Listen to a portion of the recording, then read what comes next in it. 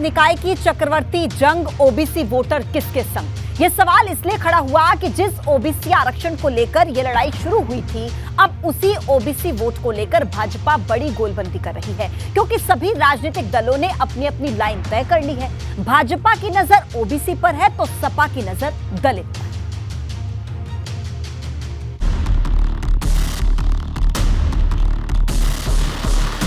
निकाय की चक्रवर्ती जंग ओबीसी वोटर किसके संग?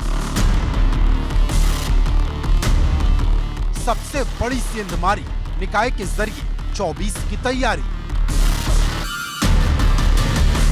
जिस ओबीसी आरक्षण के चलते निकाय चुनाव में पिछले साल अड़ंगा लगा था, अब उसी निकाय चुनाव को फतेह करने के लिए भाजपा ओबीसी वोट अपना सबसे बड़ा हथियार बनाने में लगी है।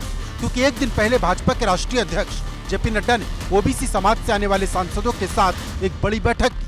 वहीं अब भाजपा के यूपी अध्यक्ष भूपेंद्र चौधरी और महामंत्री संगठन धर्मपाल सिंह ने सभी 7 मोर्चों के अध्यक्ष के साथ बैठक कर साफ कर दिया कि ओबीसी वोटर उसके सबसे बड़े एजेंडे में है। और अब 6 अप्रैल को भाजपा अपने स्थापना दिवस के दिन एक बड़ा अभियान शुरू करने जा रही है।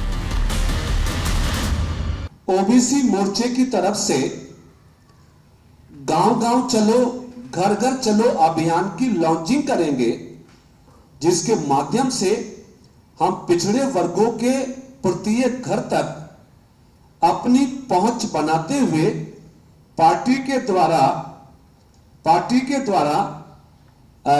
घोषित पोस्टर और हैंडबिल के माध्यम से हम पिछड़े वर्गों के बीच में जाएंगे।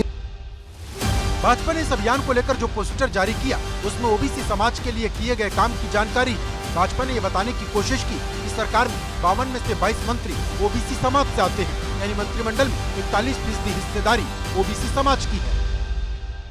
अखिलेश यादव जी कुछ डरे से हैं, मुझे लगता है कुछ सहमे से हैं। कई बार उनके नेताओं के भी बयान आ रहे हैं कि मरवा देंगे, समथिंग ऐसी बातें हो रही हैं।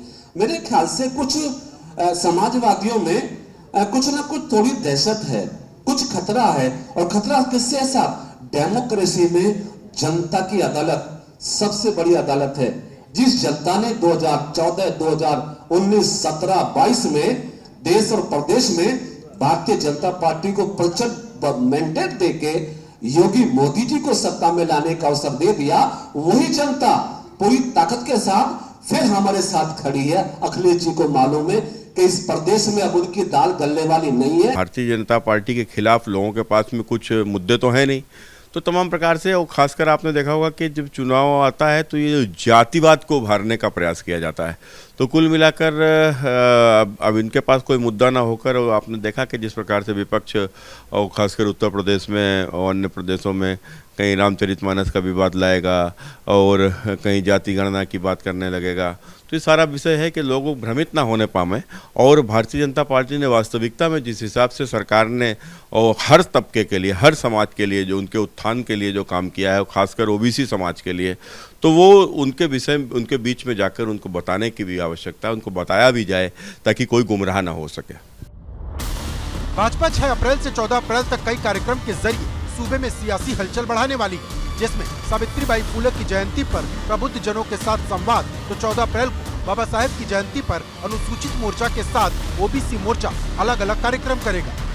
इन कार्यक्रमों के जरिए भाजपा निकाय चुनाव में अपनी जमीन मजबूत करेगी, क्योंकि सभी राजनीतिक दलों ने अपनी अपनी लाइन पहले से ही तय कर ली है। 2024 के लोकसभा चुनाव से पहले यूपी में जो निकाय के चुनाव होने हैं, उसे हर एक सियासी दल सेमीफाइनल की तरह ले रहा है। बीजेपी का फोकस जहां ओबीसी वोट बैंक पर है, जहां बीजेपी इस कोशिश में है कि कैसे ओबीसी समाज को अपने साथ जोड़ा जाए और स्थानीय निकाय चुनाव में ज़्यादा से ज़्यादा सीटें हासिल की जाए, तो वहीं समाजवादी पार्टी ने ये रणनीति तैयार की है कि कैसे दलित समाज को और ओबीसी समाज को अपने साथ जोड़ा जाए, जिससे कि इस चुनाव में उसे ज़्यादा सफलता मिल सके। वहीं बीएसपी सुप्रीमो मायावती ने इस बार निकाय चुनाव को लेकर कुछ अलग तैयारी की है। बीएसपी का फोकस महिला वोट बैंक पर है और बीएसपी को ये लग रहा है कि अगर महिला वोटर उसके साथ आ गई तो इस बार निकाय चुनाव में वो ज़्यादा से ज़्यादा सीटें हासिल कर सकती है और 2024 के लोकसभा चुनाव से पहले एक बड़ा संदेश दे सकती है। लेकिन बड़ा सवाल यह है कि जो जातीय गोलबंदी सपा से लेकर भाजपा और बसपा बना रही हैं, वो निकाय की पिच पर क्या काम कर पाएंगे? लखनऊ से अनुभव शुक्ला, एबीपी गंगा।